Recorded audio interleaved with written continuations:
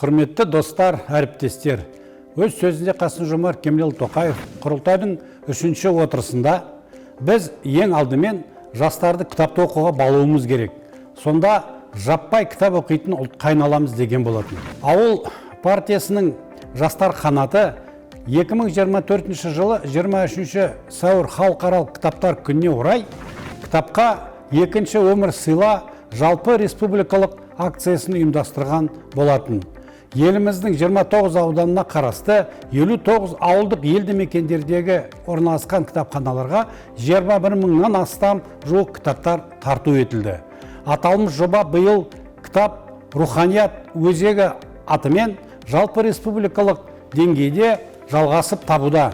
Әркімнің өмірінде тұлға ретінде қалыптасуына әсер еткен шығармалар болады. Мен қазір жасымнан сүйіп оқыған мына кітаптардың кітап руханият өзегі акциясына ауыл кітапханаларына тарту етемін. Біріншісі әрине Абай жолы. Роман-эпопея еліміздің әрбір саналы азаматтың бололы тұлғаның міндетті түрде оқу керек деп есептеймін. Келесі шығарма Ғабит Мүсіреповтің Қазақ солдаты романы мен Малик Ғабдуллин ағамыздың менің майдандас достарымның кітабы. Ұлы отан соғыс ардагердің баласы болғандықтан шығар, маған осы кітаптар жасымда қатты әсер етті. Осындай шығармалар ұрпағымызды отанға деген патриотизмге тәрбиелейді. Биыл жеңістің 80 жылдығына бұл шығармалар әлі де өзінің өзектілерін жоғалтқан жоқ деп есептеймін. Төртінші орыстың классик ақыны Александр Сергеевич Пушкиннің «Капитанская дочка» шығармасы.